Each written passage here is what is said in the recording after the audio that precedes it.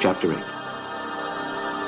In the 3rd year of the reign of King Belshazzar, a vision appeared unto me, even unto me, Daniel, after that which appeared unto me at the first. And I saw in a vision. And it came to pass, when I saw, that I was at Shushan in the palace, which is in the province of Elam. And I saw in a vision, and I was by the river of Ulai. Then I lifted up mine eyes and saw, and behold, there stood before the river a ram which had 2 horns, and the 2 horns were high, but one was higher than the other, and the higher came up last. I saw the ram pushing westward and northward and southward, so that no beasts might stand before him, neither was there any that could deliver out of his hand, but he did according to his will, and became great. And as I was considering, behold, an he-goat came from the west on the face of the whole earth, and touched not the ground. And the goat had a notable horn between his eyes. And he came to the ram that had 2 horns, which I had seen standing before the river, and ran unto him in the fury of his power.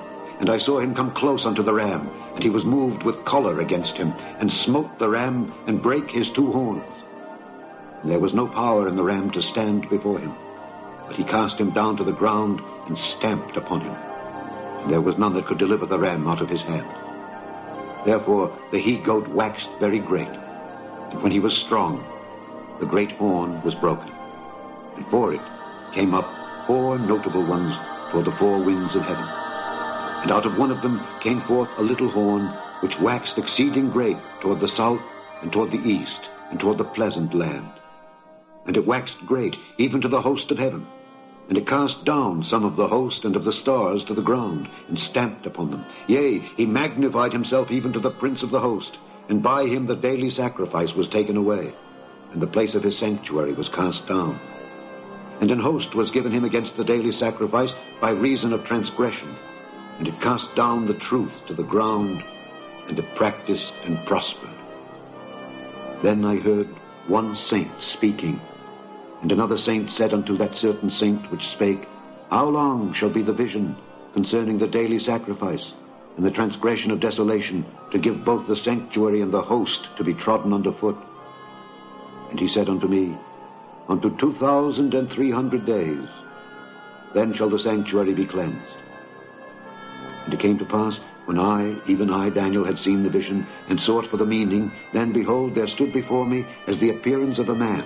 And I heard a man's voice between the banks of Ulai, which called and said, Gabriel, make this man to understand the vision. So he came near where I stood, and when he came, I was afraid, and fell upon my face. But he said unto me, Understand, O Son of Man, for at the time of the end shall be the vision. Now as he was speaking with me, I was in a deep sleep on my face toward the ground. But he touched me, and set me upright. And he said, Behold, I will make thee know what shall be in the last end of the indignation, for at the time appointed the end shall be.